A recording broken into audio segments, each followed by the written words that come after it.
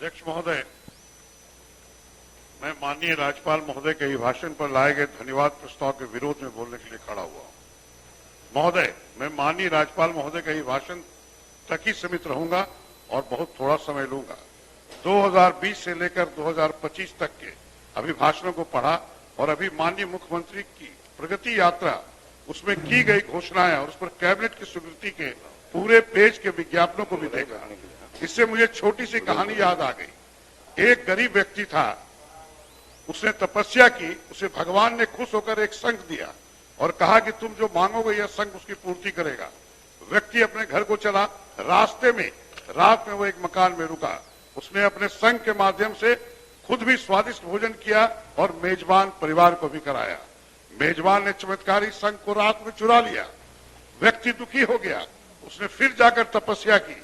भगवान फिर प्रकट हुए और कहा कि मैं तुम्हें एक और शंख देता हूं, तुम जो मांगोगे उससे दुगना देने की घोषणा करेगा, परंतु मिलेगा कुछ नहीं। उन्होंने उसे ढपोर शंख दिया जो केवल बोलता था। मैं बताना चाहता हूं कि माननीय मुख्यमंत्री जिला के यात्रा पर थे, घोषणाएं करते थे और कैबिनेट उसकी स्वीकृति प्रदान कर देती है, जिसे आम जनता के लिए अखबारों में प्रकाशित किया जाता है। घोषणा और काम की गति का मैं एक उदाहरण देता हूं। जेपी गंगा पथ 2007 में अनुमोदित हुई, जिसका निर्माण कार्य 11 अक्टूबर 2013 को प्रारंभ हुआ। इस पथ की दीघा से दीदारगंज तक की कुल लंबाई 20.50 किलोमीटर है। यह योजना 12 वर्षों के बाद भी अभी तक पूरी नहीं हुई है।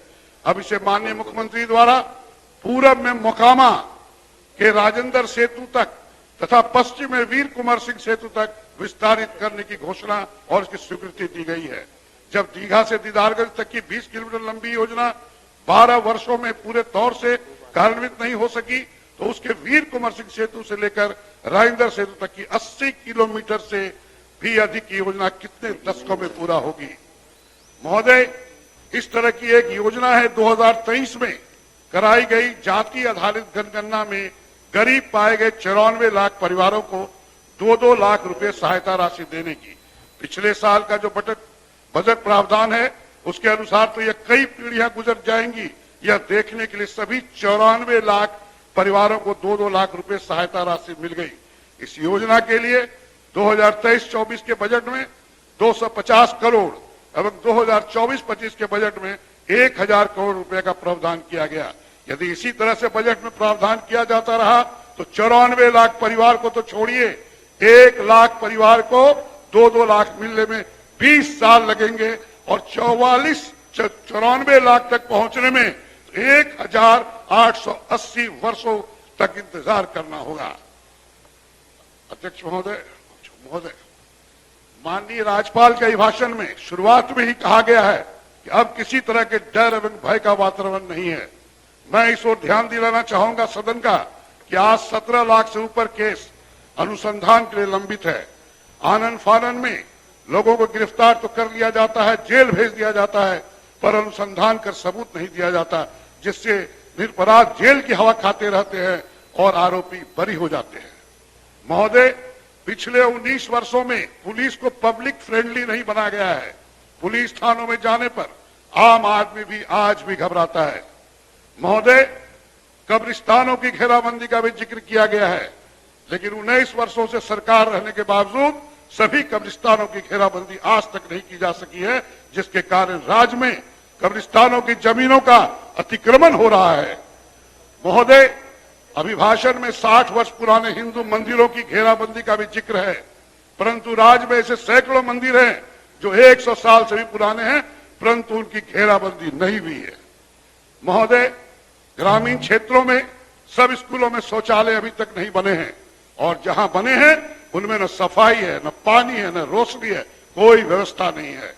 महोदय, राज्य में पढ़ाई पर फोकस करने का जिक्र भी अभिभाषण में है, लेकिन हम याद करें तो मेघा घोटाला कब हुआ? यह आपके ही काल में हुआ, जिसने पूरे देश में बिहार बोर्ड की किरकिरी करा दी और बिहार के विद्यार्थियों की छवि पर ऐसी कालिख लगाई जो कभी नहीं मिटेगी। महोदय, अभिभाषण में स्वास्थ्य सेवाओं का जिक्र किया गया है। मानक के अनुसार बिहार में 1,20,000 चिकित्सक होने चाहिए, परंतु सरकारी और निजी दोनों मिलाकर एलोपैथिक चिकित्सक मात्र 40,000 हैं। एमसीआई जो अब एनएमसी है कि गाइडलाइन है कि अस्पताल में जितने बेड हैं उसका 10% आईसीयू में रहेगा, परंतु राज्य के किसी भी अस्पताल में इस मानक का पालन नहीं किया जाता है और यही कारण है कि लोग निजी अस्पतालों के आईसीयू में जाने के लिए विवश है। महोदय, राज्य के सुदूर क्षेत्रों से 6 घंटे में राजधानी पटना पहुंचने का जो लक्ष्य निर्धारित किया गया था उसे इस अभिभाषण में 2016 में ही पूरा कर लेने का दावा किया गया, लेकिन आप केवल राजधानी पटना की सीमा पर पहुंचकर यह दावा नहीं कर सकते कि पटना पहुंच गए। पटना के अंदर अपने घर तक पहुंचने में कितनी देरी लगेगी इसका कोई अनुमान आप नहीं कर सकते। चाहे कोई भी सड़क हो, जाम ही जाम मिलेगी। मैं जदयू के 2010 के मैनिफेस्टो को याद दिलाना चाहता हूं। उसमें एक बिंदु यह भी था कि राज्य के शहरों को जाम से मुक्त कराया जाएगा। 2010 से हम 2025 में चले आए, परंतु आज तक राज्य का एक भी शहर जाम से मुक्त नहीं हो पाया। किसी भी शहर में कहीं जाना हो तो यह दावा नहीं कर सकते कितनी देर में पहुंच जाएंगे। अगर समय से आप पहुंच गए तो आपका सौभाग्य, अगर आप फंस गए तो आपका भाग्य। वैसे भी यह भाग भरोसे चलने वाली सरकार है, चाहे पीठ अपनी जिंदगी जितनी थपथपा ले। महोदय, अभिभाषण में कहा गया है कि शुरू से ही वंचित वर्ग के लोगों के लिए इस सरकार ने काम किया है। मैं पिछले 4 साल का उदाहरण देता हूं। अनुसूचित जाति जनजाति कल्याण विभाग की योजनाओं का इसका बजट प्रावधान 2021-22 में 1,479 करोड़, 2022-23 में 1,414 करोड़, 2023-24 में 1,485 करोड़ और 2024-25 में 1,442 करोड़ का था। इस तरह से अनुसूचित जाति जनजाति के योजना बजट में आप लगातार कटौती करते रहे हैं।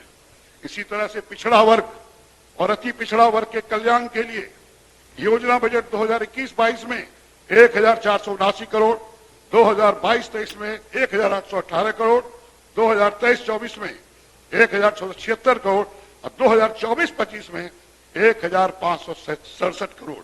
योजना बजट में कटौती का दावा कर रहे हैं कि वंचित वर्गों के लिए आप शुरू से काम करते रहे हैं। यह अभिभाषण केवल आईवास है। महोदय, स्वास्थ्य विभाग के बारे में लंबा चौड़ा दावा किया जाता है। इस विभाग के भी 4 साल की योजना बजट को देखा जाए, 2021-22 में 6,927 करोड़, 22-23 में 7,035 करोड़, 23-24 में 7,116 करोड़, 2024-25 में 7,117 करोड़ रुपए। महंगाई एवं जनसंख्या वृद्धि के मद्देनजर 4 सालों में योजना बजट में 190 करोड़ की बढ़ोतरी का ये कौन सा अर्थ है?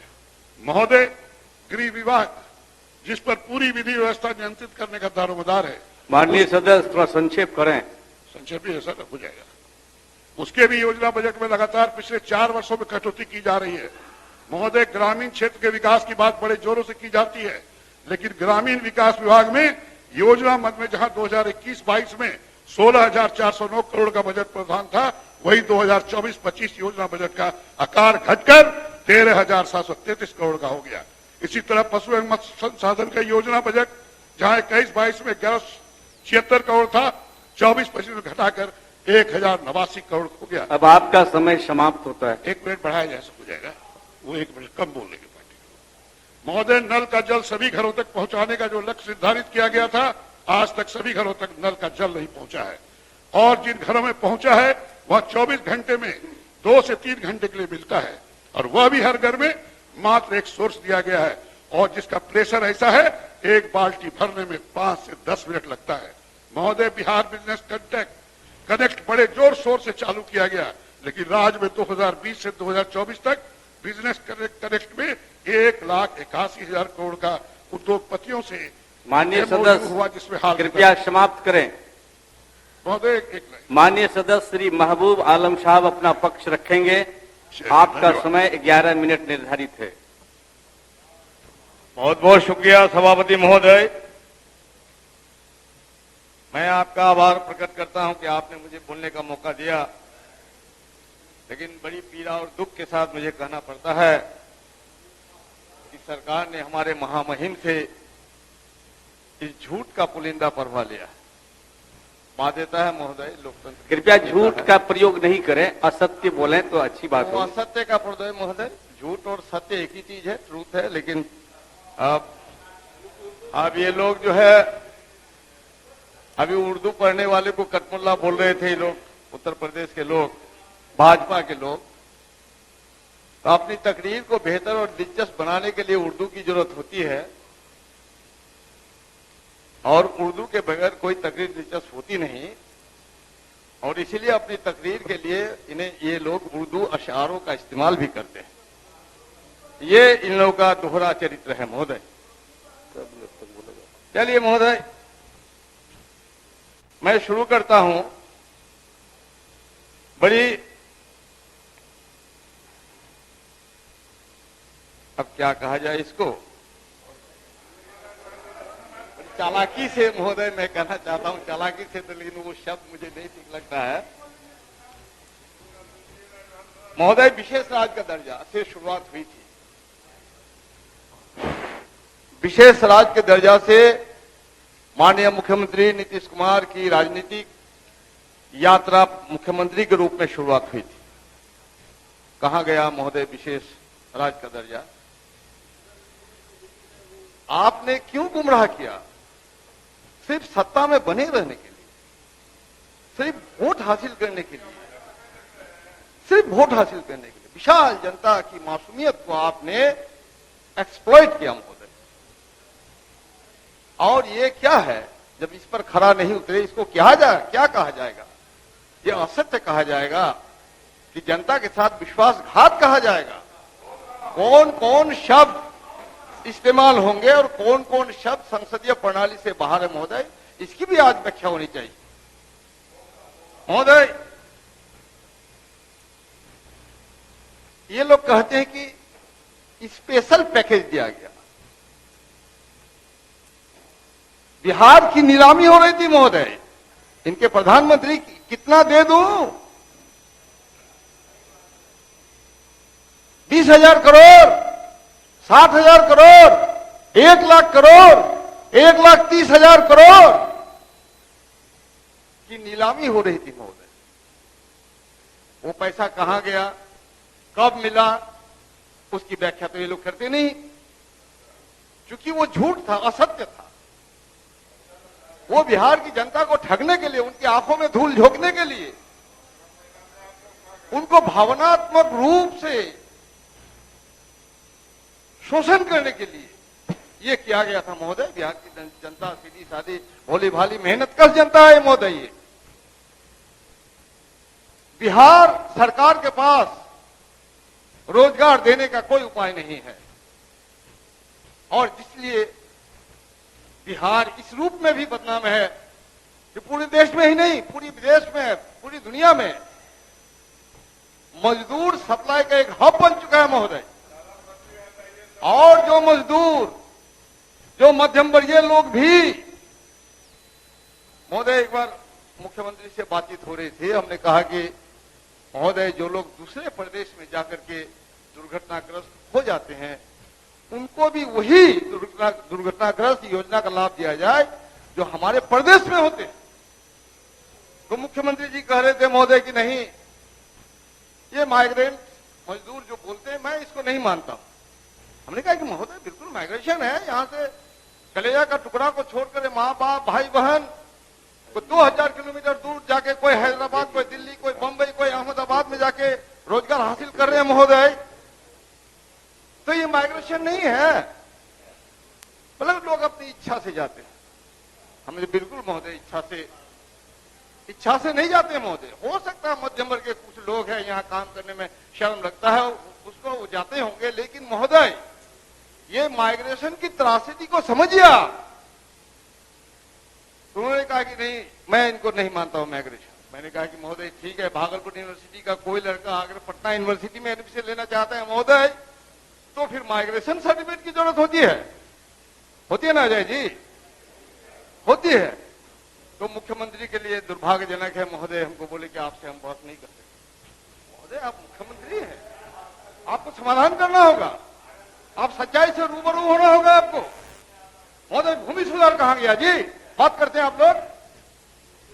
भूमि सुधार आयोग लागू करके आप भी पश्चिम बंगाल की तर्ज पर बिहार के भूमि माफियाओं से भूमि छीन के गरीबों को देने का लोक लुभावना एक कमीशन आपने तैयार किया, बनाया, आपने बनाया, हम लोगों ने नहीं बनाया। बंदोपाध्याय जी को भी आपने बुलाया। बंदोपाध्याय जी ने क्या कहा? कमीशन की रिपोर्ट क्या है? कहां गई आज कमीशन की रिपोर्ट? कमीशन की रिपोर्ट कहां गई? कमीशन की रिपोर्ट को दबा दिया गया महोदय। कमीशन की रिपोर्ट है कि 21 लाख एकड़ से ज्यादा जमीन बिहार सरकार के पास उपलब्ध है। 1 एकड़ जमीन भूमिहीन किसानों को आबादी के लिए, कल्टीवेशन के लिए, और 10 डिसमिल जमीन उसकी आवासीय व्यवस्था के लिए अगर दिया जाए तो बिहार की तस्वीर और तकदीर बिल्कुल बदल जाएगी। और कृषि के बिना बिहार की तस्वीर और तकदीर बदल नहीं सकती है महोदय। कहां गया महोदय? किसके दबाव पर आपने भूमि सुधार आयोग कमीशन को रद्दी की टोकरी में फेंक दिया? जरूर आमिर दास आयोग ने जिन अपराधियों को शिनाख्त किया था, मध्य बिहार के बड़े बड़े जनसंहारों का अंजाम देने वाले अपराधियों ने, जब आमिर दास आयोग ने उनको चिन्हित किया तो आपने आमिर दास आयोग को भी ठंडे बस्ते में डाल दिया और उन्हीं अपराधी और सामंतों के दबाव पर आपने भूमि सुधार आयोग को भी ठंडे बस्ते में डाल दिया महोदय। प्रगति यात्रा, कहां प्रगति हो रही है आपकी? अगर प्रगति हो रही है तो प्रगति की रिपोर्ट देने के लिए अगर जनता में से कुछ सेक्शन आपसे मिलना चाहते हैं, आपको मेमोरेंडम देना चाहते हैं महोदय, तो आपने प्रगति यात्रा को दमन यात्रा में तब्दील कर दिया। दमन यात्रा में तब्दील कर दिया। झूठ नहीं, सच है ये। मैं कहूं तो झूठ, आप कहे तो सच। समीक्षा बैठक में सारी बातें रखी गई। जनता तो गई नहीं थी, लेकिन हम लोग गए थे और जवाब नहीं आपके मुख्यमंत्री के पास। खामोशी थी। अनर्गल नहीं है, ये सत्य है और सत्य सुनने की ताकत आप लोगों को नहीं है, इसलिए कृपया शांति बनाए रखें। जनता बगावत पर उतर चुकी है आप लोगों के खिलाफ, इसलिए मुख्यमंत्री को आप लोगों ने कब्जा कर लिया और भाजपा के 7 मंत्रियों को मंत्री बना के दोबारा बिहार की जनता का विश्वास जीतना चाहते हैं। ये कभी नहीं, ये नहीं होने वाला है महोदय। ये महोदय इसमें है कानून का राज बनाए रखने में सरकार की सर्वोच्च प्राथमिकता है। कानून का राज का क्या हुआ महोदय? बेनीपट्टी में एक ड्राइविंग लाइसेंस का सवाल को लेकर के, क्योंकि वो लड़का मुसलमान था, क्योंकि उस लड़के की दाढ़ी थी, दाढ़ी तो आप लोग भी रखते हैं, आपके महामहिम जी भी रखते हैं दाढ़ी, क्योंकि दाढ़ी थी इसलिए उसका अपमानित किया गया, थाने में लॉकअप में पिटा गया, उसका अपमान किया गया महोदय, उसकी बेहुरमती की गई। बिहार की जनता देख रही है। कृपया संक्षेप करें महोदय, कृपया संक्षेप करें महोदय। ये कानून का राज है महोदय। दलितों पर हमले हो रहे हैं आपके महोदय। पास मात्र 2 मिनट बचा की है। मजदूरी मांगने के इल्जाम पर संजय मांझी के हाथ काट लिए गए महोदय। संजय मांझी तो संजय मांझी महोदय, फुलवारी शरीफ के हमारे माननीय विधायक गोपाल रविदास जिस उच्च हाई स्कूल के अध्यक्ष है, सामंतों ने पुलिस की मौजूदगी में उस हाई स्कूल के भवन का उद्घाटन करने नहीं दिया महोदय। इसलिए गोपाल रविदास दलित परिवार से आते हैं महोदय। ये है कानून का राज। कानून का राज महोदय। स्नेहा कुशवाहा की हत्या हो गई महोदय बनारस। आप महिला सशक्तिकरण की बात करते हैं। सशक्तिकरण में क्या होगा? सशक्ति में दीर्घीय होगा कि हर्षिकर होगा, ये सीखिए। और स्नेहा की हत्या के खिलाफ आज तक बिहार सरकार ने कोई प्रतिवाद दर्ज नहीं किया है यूपी सरकार के खिलाफ। यह है कानून का राज। और 10 दिन बाद इसकी जब लाश मिली और लाश को उनके परिजनों को अंतिम संस्कार करने का सम्मानजनक भी अधिकार नहीं दिया महोदय। महोदय ये है चेहरा इसका महोदय। 5 वर्ष की एक बच्ची के साथ बलात्कार हो, शर्म नहीं आती लोग? और इनके नेता, भाजपा के नेता राजा पोद्दार बेगूसराय में बलात्कारियों के समर्थन में खड़े पाए जाते हैं महोदय। ये है इन लोग का चेहरा, ये है इन लोग का चरित्र, ये है इन लोग का कानून का राज। इस कानून के राज के खिलाफ बगावत की सुगबुगाहट बिहार की जनता में हो